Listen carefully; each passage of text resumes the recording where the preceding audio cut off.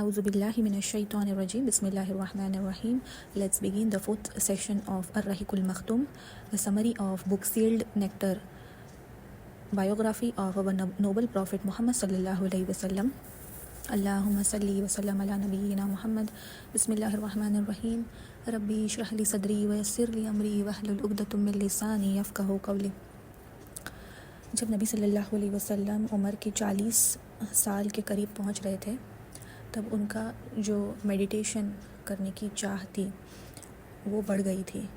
वो बहुत दिनों तक और काफ़ी लंबे अरसे के लिए मेडिटेट करते थे और उनका जो मेंटल गैप है वो फिलअप करने की कोशिश करते थे। यूजुअली वो क्या करते, सवीक जिसे कहते थे उस वक्त में, ये एक फूड आइटम कहा जाता है, बार्ली पोरेज।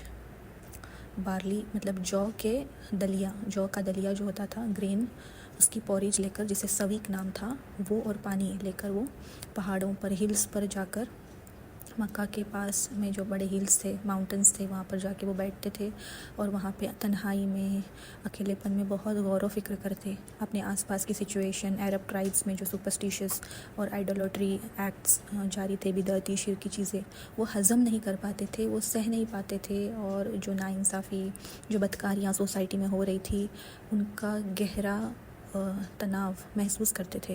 और इन्हीं चीज़ों पर गौर व फिक्र करने के लिए वो लोगों से दूर तन्हाई में जाकर मेडिटेट करते हैं। स्पेशली रमज़ान के वक्त, रमज़ान के टाइम पर, और बाकी दिनों में भी वो ये काम करते। एक उनका फेवरेट स्पॉट था जो कि हीरा केव के नाम से जाना जाता है, माउंट अन-नूर के ऊपर। ये हीरा केव एक केव थी माउंट के ऊपर। वो एक छोटी सी 4 यार्ड्स लॉन्ग, 1.75 यार्ड्स विड्थ में एक छोटी सी प्लेस थी, गारे हीरा, जहाँ पर वो उनका फेवरेट स्पॉट था मेडिटेशन का।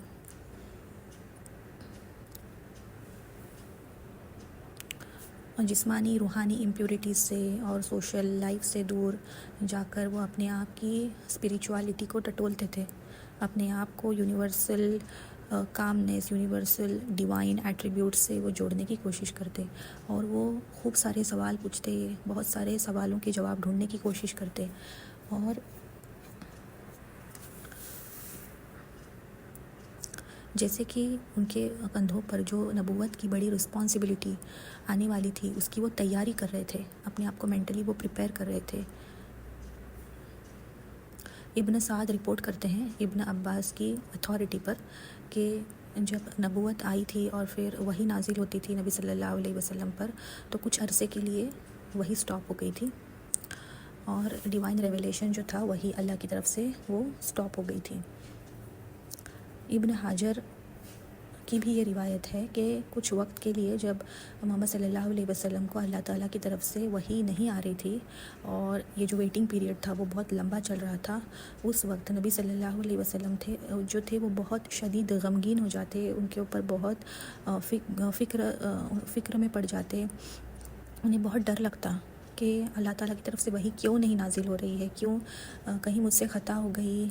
बहुत सारे उनको सवालात दिल में आते। और फिर उन्होंने कई बार क्या किया, अपने आप को माउंटेन टॉप से नीचे गिराने की कोशिश की, इतना ज़्यादा उनको डिप्रेशन होता था। लेकिन तब जिब्रील अलैहिस्सलाम वहाँ पर मौजूद हो जाते, आ जाते और फिर नबी सल्लल्लाहु अलैहि वसल्लम को बचा लेते, उनको गिरने से रोकते और उनसे कहते कि ओ मोहम्मद, आप सच्चे मैसेंजर हो, आप नबी हो अल्लाह ताला के। और फिर ये सुनने के बाद नबी सल्लल्लाहु अलैहि वसल्लम के दिल पर सुकून तारी हो जाता। और ये एक से ज़्यादा बार वाक़या हुआ है, बुखारी की 2/340 में ये किस्सा मौजूद है। नबी सल्लल्लाहु अलैहि वसल्लम फरमाते हैं, जाबिर बिन अब्दुल्लाह, इन्होंने अल बुखारी में रिपोर्ट किया है, नबी सल्लल्लाहु अलैहि वसल्लम जब एक बार चल रहे थे, वो कहते हैं कि जब मैं चल रहा था तो मैंने आसमान से एक आवाज़ सुनी, मैंने ऊपर देखा तो मुझे वही फ़रिश्ता नज़र आया जिसने मुझे गारे हिरा में विज़िट किया था। और वो एक बड़ी सी कुर्सी पर सवार था जो कि आसमान और ज़मीन के बीच में थी, और वो बहुत बड़ा ह्यूज जायंट था। और नबी सल्लल्लाहु अलैहि वसल्लम को ये देखने के बाद इतना डर लगा कि वो नील डाउन हुए, मतलब घुटने के बल झुकने लगे और फिर कवर मी, मुझे ढांको, मुझे एम्ब्रेस करो, ये कहकर वो वहाँ से निकलकर अपने घर चले गए। तब कुरान की आयत नाजिल हुई 74/1-5, 1 से 5 आयत नंबर और सूरा number 74। O Muhammad enveloped in garments, सूरा Muzammil. O Muhammad enveloped in garments, arise and warn, and your Lord all magnify, and your garments purify, and keep away from al-ruzj। मतलब फर्स्ट जब ये गारे हिरा में उनके ऊपर जब आयत नाजिल हुई थी, ये किस्सा तो यूजुअली नोन है कि गारे हिरा में जब एक इंसान की शक्ल में नबी सल्लल्लाहु अलैहि वसल्लम के सामने जिब्रील अलैहिस्सलाम आए और उन्होंने फर्स्ट वही जो सुनाई कि रीड पढ़ें, तब फिर वो रिपीट किया, फिर स्क्वीज़ किया था नबी सल्लल्लाहु अलैहि वसल्लम को जिब्रील अलैहिस्सलाम ने।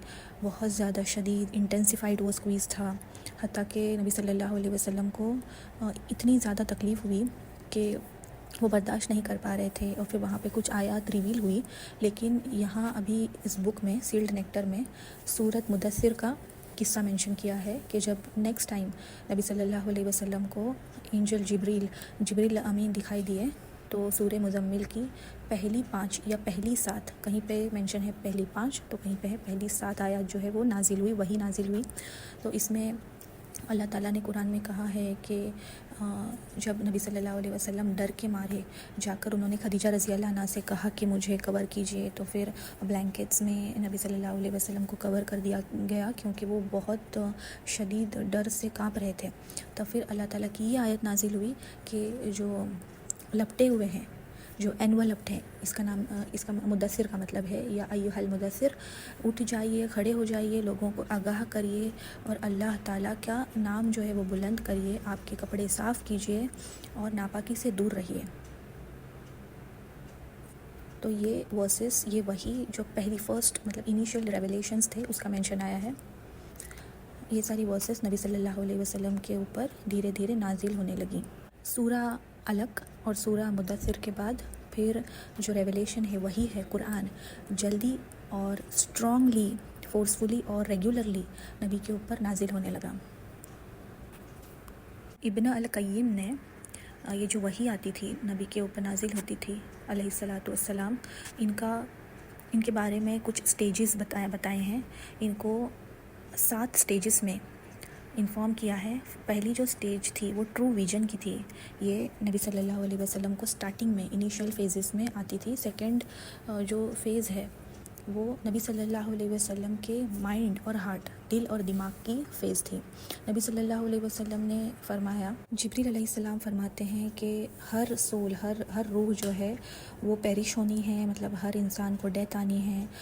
हर एक का एक तय वक्त होता है और तब तक हमें अल्लाह से डरना है और अल्लाह से रिक्वेस्ट करनी है।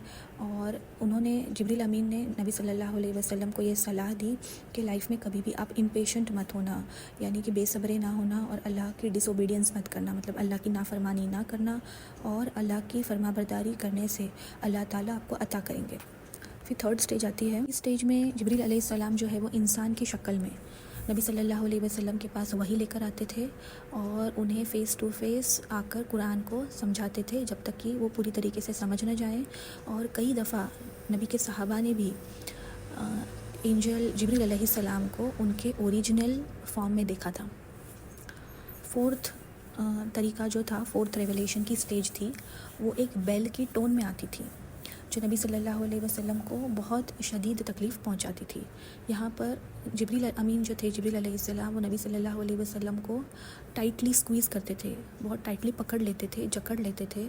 और इस वक्त क्या होता था, इस टाइम पे, इस स्टेज में नबी सल्लल्लाहु अलैहि वसल्लम को ठंडी के दिनों में भी पसीने आ जाते, इतनी उनको तकलीफ़ होती थी और शदीद गर्मी महसूस होती थी। जब अगर नबी सल्लल्लाहु अलैहि वसल्लम अपनी ऊँट पर सवार होते थे तो ऊँट भी जो है वो इस रेवलेशन का वज़न महसूस करती थी और फ़ौरन बैठ जाती थी। सुबहान अल्लाह। एक दफ़ा ऐसे ही हुआ, नबी सल्लल्लाहु अलैहि वसल्लम बैठे थे और उनकी जो थाई थी वो उन्होंने ज़ैद रज़ी अल्लाह अन्हु के थाई पर रखी, और तब ज़ैद रज़ी अल्लाह अन्हु को इतना ज़्यादा प्रेशर महसूस हुआ कि ज़ैद रज़ी अल्लाह अन्हु की जो थाई थी, मतलब उनकी जो लैप, उनकी जो जांघ थी, وہ انجرڈ ہو گئی، مطلب زخمی ہو گئی، مطلب اس وقت ان کو ریویلیشن آیا تھا. اس طریقے سے شدید وہ گہرا تھا، انٹینسیفائڈ تھا، وزنی تھا کہ اس کی وزن سے زید رضی اللہ عنہ کی تھائی انجر ہو گئی. سبحان اللہ. 5ویں جو سٹیج ہے وہ نبی صلی اللہ علیہ وسلم جبریل علیہ السلام کو ان کی اینجلک فارم میں، مطلب فرشتے کا جو ان کا اوریجنل روپ تھا اس میں دیکھتے تھے، اس میں وٹنس کرتے تھے. یہ سورۃ النجم کے مطلب سورہ نمبر 53 نجم کے سورہ میں مینشن کیا گیا ہے 2 بار. اور چھٹی جو سٹیج تھی وہاں پر نبی صلی اللہ علیہ وسلم اسراء و معراج کے وقت جب آسمانوں پر بلا لیے گئے تھے تب انہیں جو اللہ کی طرف سے جو ریویلیشن ملا، اللہ تعالیٰ سے ان کا جو کمیونیکیشن ہوا، اور پھر صلاۃ کا مطلب نمازوں کا تحفہ نبی صلی اللہ علیہ وسلم کو دیا گیا، 5 وقت کی نماز امت محمدیہ پر جاری کی. وہ 6 سٹیج ہے. اور 7 سٹیج جو ہے وہ نبی صلی اللہ علیہ وسلم کو first hand information without angel جبریل علیہ السلام ملی، جیسے کہ موسیٰ علیہ السلام کے ساتھ ہوا تھا. جب موسیٰ علیہ السلام ماؤنٹ طور پر اللہ تعالیٰ سے مخاطب ہوئے تھے تو اسی طریقے سے جو نائٹ جرنی تھی جو نوبل قرآن کے 17ویں سورہ میں مینشن ہے، وہ سٹیج جو تھی وہ 7 سٹیج. جو ریلیجیس اسکالرز ہیں، علماء، وہ 8 سٹیج بھی بتاتے ہیں کہ اللہ تعالیٰ سے نبی صلی اللہ علیہ وسلم نے وداؤٹ کرٹن بات کی، لیکن وہ بات انکنفرمڈ ہے، وہ بات جو ہے وہ حق سے سچ سے پروف سے ثابت نہیں ہے. یہ جو میسیج تھا اللہ تعالیٰ کی طرف سے، یہ قرآن، یہ بہت ہی ڈیپ اور میگنیفیسنٹ میننگ والا تھا. نبی صلی اللہ علیہ وسلم نے آگے چل کر اپنے صحاباؤں کو، اپنے اسٹوڈنٹس کو یہ میسیج اس طریقے سے سمجھایا تھا، اور نبی صلی اللہ علیہ وسلم کو بھی اتنا ڈیپ میننگ کے ساتھ، میننگ فلی جبریل علیہ السلام اللہ تعالیٰ کا میسیج سمجھاتے تھے.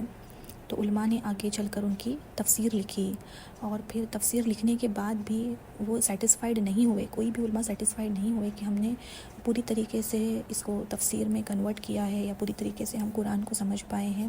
نہیں، بالکل نہیں. بلکہ قرآن جو تھا وہ بیسکلی کئی چیزوں پر روشنی ڈالتا تھا. کئی اس کے مین پوائنٹس تھے، بولڈ پوائنٹس، جیسے کہ اس میں اللہ کی وننس، اللہ کے جو بھی کوالٹیز اور ایٹریبیوٹس تھے وہ کھول کھول کر لوگوں کے سامنے بیان کر دیے گئے تھے. اصل رب کون ہے، اللہ تعالیٰ کون ہے، lord of the heavens and the earth and the dominance کو میگنیفائی کیا گیا تھا قرآن کی ان آیتوں میں.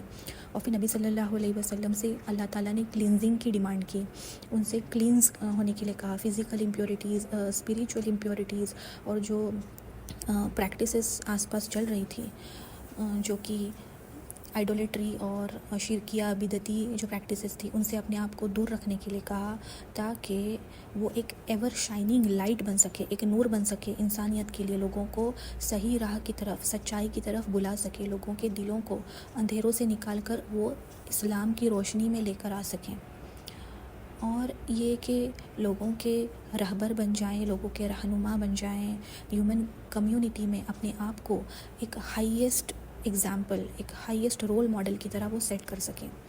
نبی صلی اللہ علیہ وسلم کو ریڈی ہونے کا ایک جو کمانڈ تھی اللہ تعالیٰ کی طرف سے وہ آئی تھی. ریڈی کس بات کے لیے؟ کہ اللہ تعالیٰ کی خوشی کے لیے، اللہ تعالیٰ کی رضا کے لیے قربانیاں اور righteous deeds, sacrifices and righteous deeds کرنے کے لیے، اور اپنے آپ کو بھلا کر اللہ تعالیٰ کی خوشنودی کے لیے اچھائی میں آگے بڑھنا اور قربانیاں دینا، جہاد کرنا، یہ ساری چیزیں ابھی آگے آنے والی تھی، جن کے لیے نبی صلی اللہ علیہ وسلم کو تیار کیا جا رہا تھا through his revelation, through his وحی.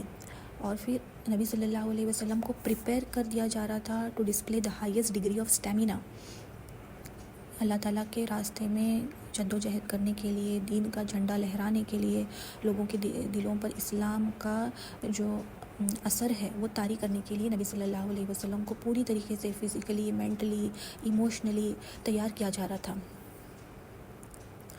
یہ جو قرآن تھی، یہ جو وحی تھی جو نبی صلی اللہ علیہ وسلم کے اوپر نازل ہوتی تھی، اور پھر اس کے چلتے اسلام پھیلانے کے لیے جو دعویٰ پیریڈ آنے والا تھا، لوگوں کو اسلام کی طرف بلانے کے لیے خاص پوائنٹس جو تھے ان کا اپنی دعویٰ کے سپیچ میں پریچنگ کرتے ہوئے استعمال کرنا واجب تھا.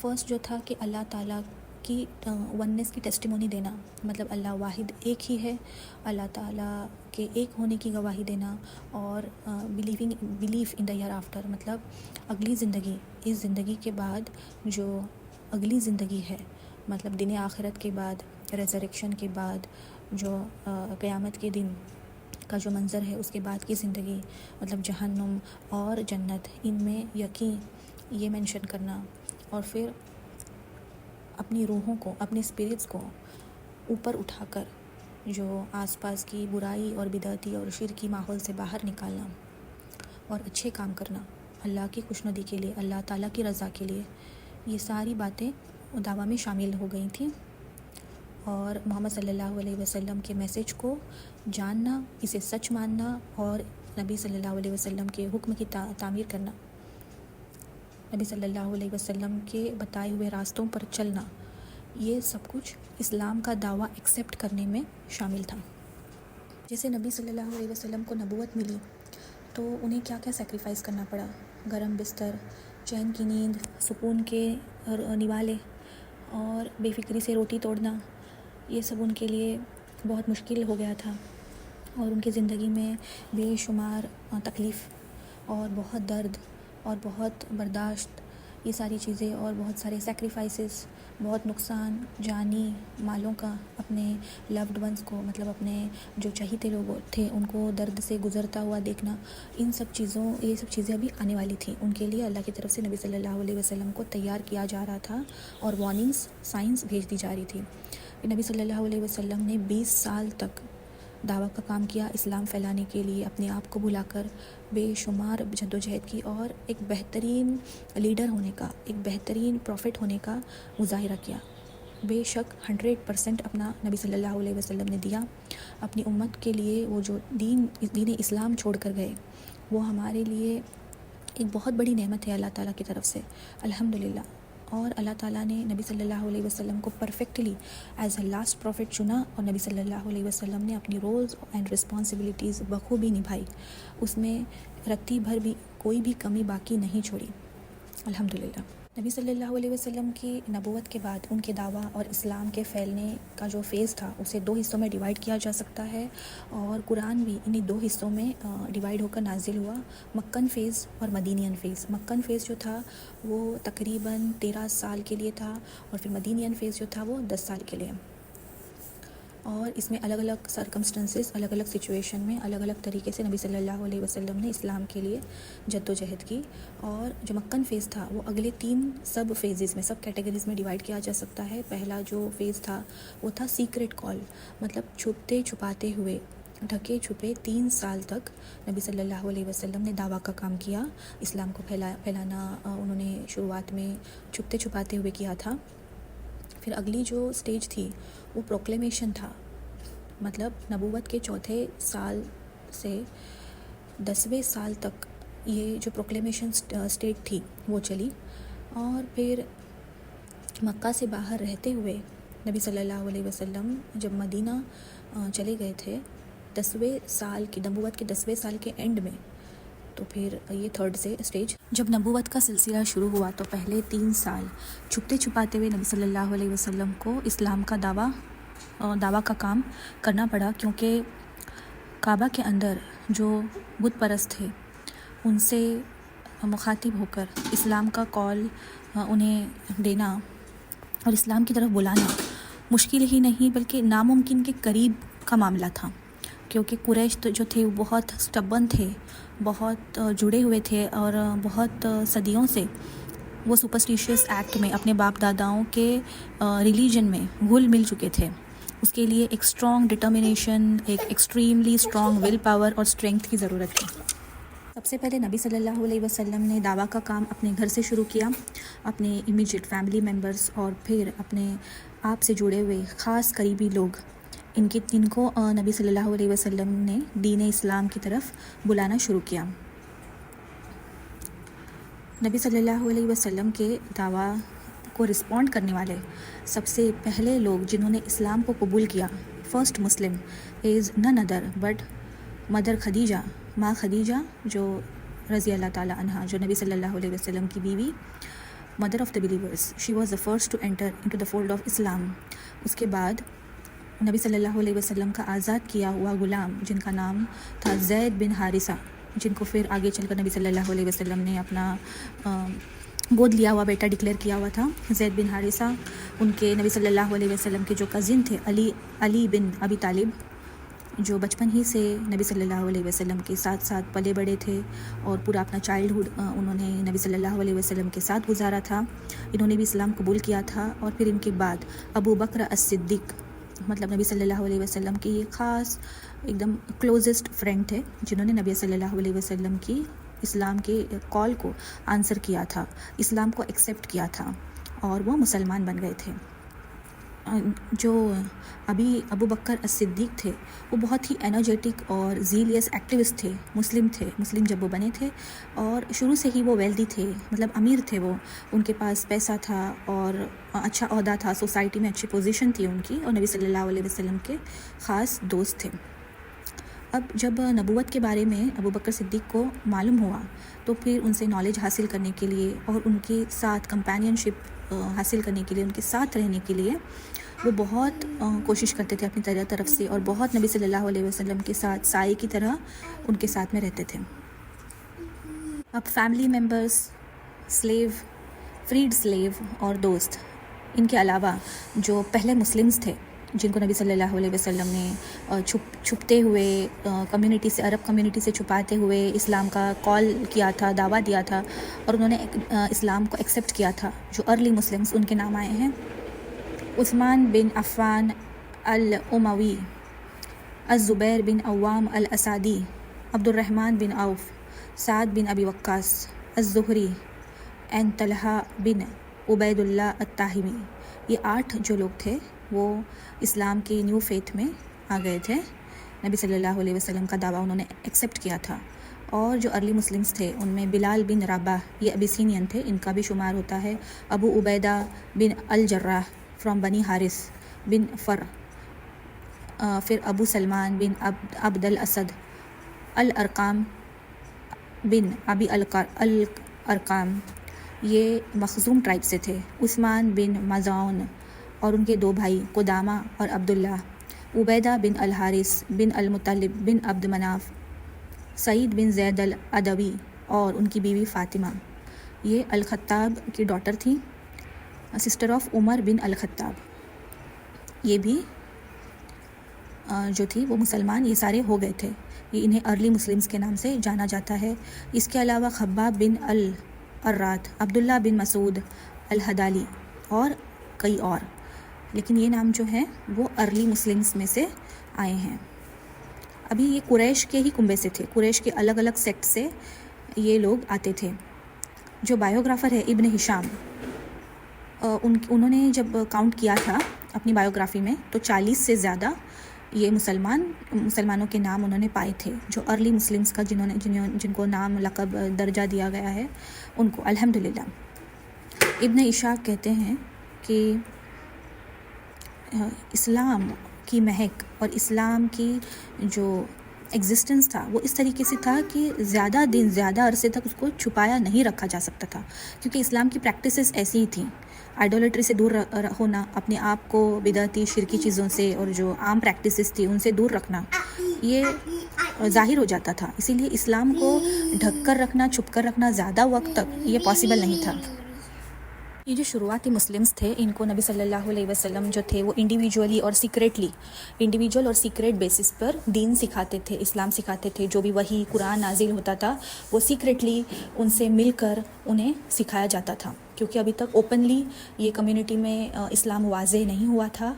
तो ये जो अर्ली मुस्लिम्स थे, 40 मुस्लिम्स या जो भी उनके नंबर्स थे, अल्लाहु आलम, इनको नबी सल्लल्लाहु अलैहि वसल्लम प्राइवेटली इस्लाम सिखाते थे, दीन की बात समझाते थे।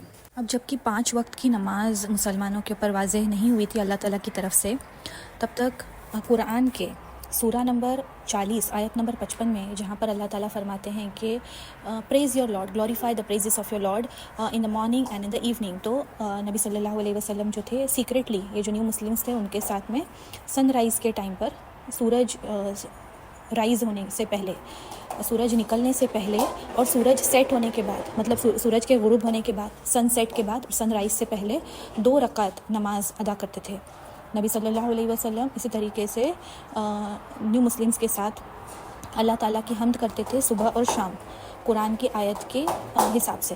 اور پھر جب آگے چل کر نبی صلی اللہ علیہ وسلم کو اسراء والمعراج پہ 5 نمازوں کا تحفہ اللہ تعالیٰ کی طرف سے دیا گیا، اس وقت صحیح چین آف نریشن سے یہ بھی آیا ہے کہ جبریل علیہ السلام نے نبی صلی اللہ علیہ وسلم کو وضو کرنا سکھایا تھا، ابلیوشن، وضو کرنا سکھایا تھا. اور ایک دفعہ یہی ہوا کہ ماؤنٹن پہ نبی صلی اللہ علیہ وسلم ابوبکر صدیق اور اپنے دوسرے کمپینینز کے ساتھ میں نماز ادا کر رہے تھے، 2 رکعت جو ان کی نماز تھی.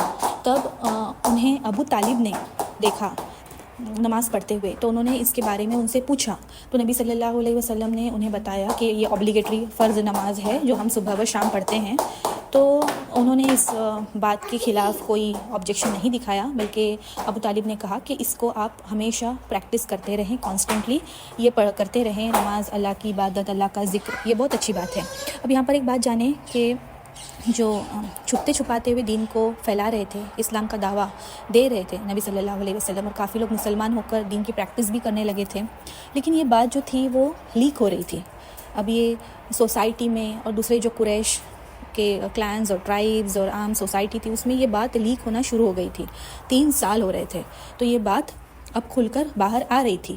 لیکن جب تک قریش کو یہ نہیں معلوم ہوا تھا کہ ان کے جو آئیڈلز، ان کے جو بت ہے، ان کی جو یہ سپرسٹیشیس ایکٹس ہے، یہ سب اب اس پہ روک آ جائے گی، نبی صلی اللہ علیہ وسلم اس کے خلاف ایکشن لیں گے، تب تک انہیں کوئی بھی مسئلہ نہیں تھا. دے ور اوکے وتھ اٹ. وہ کیا سمجھتے تھے؟ نبی صلی اللہ علیہ وسلم کو ایک ریلیجیس فلاسفسٹ سمجھ رہے تھے. وہ دوسرے بھی ان کے کمیونٹی میں دوسرے فلاسفرز تھے، وہ سمجھ رہے تھے کہ نبی صلی اللہ علیہ وسلم بھی اسی طریقے سے ایک فلاسفر ہیں. تو انہیں ان کی طرف سے، ان کی طریقے سے دین کو، اپنے ریلیجن کو پریکٹس کرنے کی کھلی چھوٹ دے رکھی تھی.